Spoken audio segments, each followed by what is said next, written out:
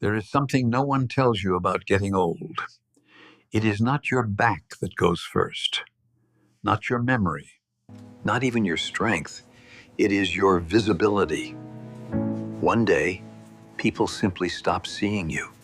I noticed it in a grocery store. I was standing in the produce aisle trying to decide whether the tomatoes were worth buying. Time feels different when you know exactly how much of it probably have left. A young man pushed his cart right in front of me. He did not look up. He did not nod. He did not say, excuse me. He just parked himself there like I was part of the shelving. And the strange thing is, I do not think he was being rude. He genuinely did not register that I existed. That was the moment I understood something that took me 84 years to see clearly. My name is Arthur. I am 84 years old, and I have reached a stage of life where the world is slowly turning its volume down on me. Not out of cruelty, just indifference. When you are young, the world reflects you back to yourself constantly. People react to you, compete with you, desire you, argue with you, need things from you. You feel substantial, like you leave fingerprints on every room you enter. But somewhere along the way, that changes. You stop being the headline. You become background. And if you live long enough, you become almost transparent. At first, it unsettles you. Then it bruises your pride. But if you sit with it long enough, it teaches you something most people never learn. Something I wish I had understood 50 years ago. You spend the majority of your life performing competence, performing success, performing attractiveness, performing certainty, even performing happiness. Most people are not living. They are presenting, carefully adjusting the mask depending on who is in the room. The boss gets one version, friends get another, strangers get the polished edition. And the exhausting part is that you start believing the mask is you. For decades, I believed my value lived inside other people's reactions. If they admired me, I mattered. If they approved of me, I was safe. If they overlooked me, I felt like I was shrinking.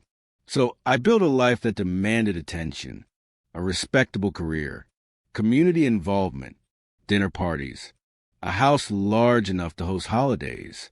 I mistook being noticed for being known. There is a difference, a very expensive difference. Most people do not see you as clearly as you imagine. They see the role you play, the utility you provide, the version of you that fits into their story. But you, the quiet universe inside your skin, very few will ever truly look there, and that used to frighten me. Until the day it set me free. It was my birthday. Not a loud one, just 84. I woke early. The house was still. Sunlight crept across the floorboards. I made coffee and placed my phone in front of me, not anxiously, just expectantly. When you get older, your world becomes smaller. So when the phone rings, it matters. Each call feels like proof that your life is still brushing up against other lives. 8:03 a.m. Nothing. 9:17 a.m. A spam call about a car I sold 15 years ago. By 10:30, I checked to make sure the ringer was on. It was. Around noon, I went for a walk. Leaves gathered along the curb like forgotten letters. My neighbor had a bright birthday banner tied to their mailbox. Their grandson was turning 7. Cars filled the driveway. Laughter spilled through the windows. Life announcing itself. And I felt something unexpected. Not jealousy. Just an awareness of how quietly a person can drift from the center of things. When I returned home, the answering machine light was blinking. One message. My daughter. Her voice was warm, but hurried. Hi, Dad. Today is chaos. I remember it was your birthday while driving Liam to soccer. I will call tonight. Love you. She remembered. Not knew. Remembered.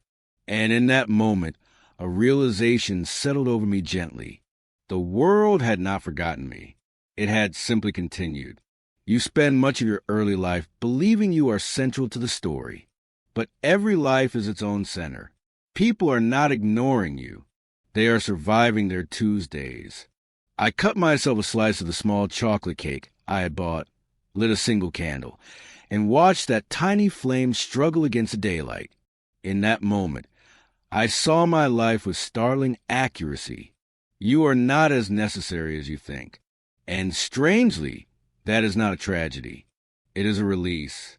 For most of my life, I believed being needed was the same as being loved. It is not. Need creates pressure. Love creates space. When people stop needing you, you discover who stays and who you are when no role is assigned to you. Your importance is not measured by how often you're interrupted.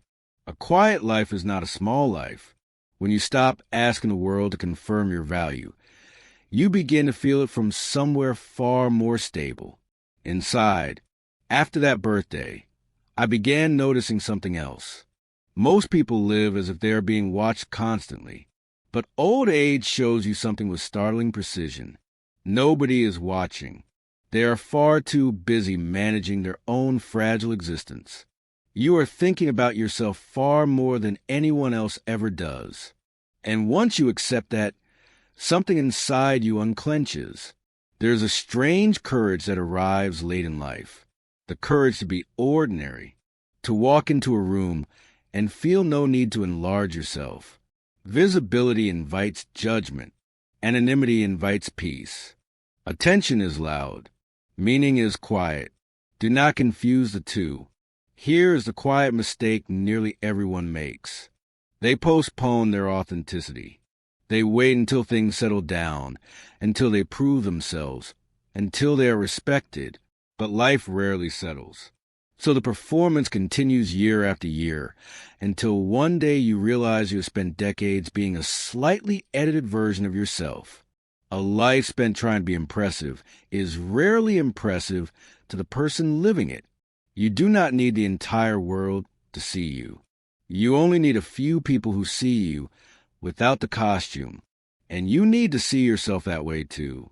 So if a life is not made meaningful by attention, what is it made of? A good life is built from moments you do not feel the need to escape. Just inhabit them fully.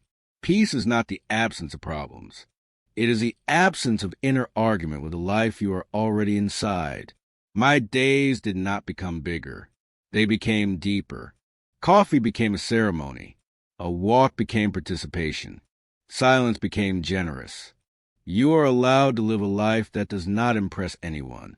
Calm is a form of success few people pursue. When you release the need to matter to everyone, you finally have enough energy left to matter to your moments. And those moments are where your life is actually happening.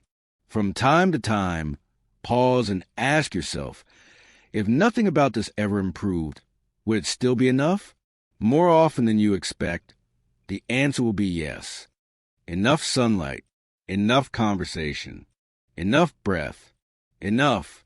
Stop monitoring how your life appears and start noticing how it feels. Allow parts of your life to remain beautifully unimpressive. You may discover that unimpressive, when lived fully, is another word for peaceful. Before I leave you, let me ask something quietly. If the world grew a little less interested in you tomorrow, would you experience that as loss or as freedom? You do not need to be widely seen to live deeply. You only need to be present for the life that is already looking back at you. Take good care of that life.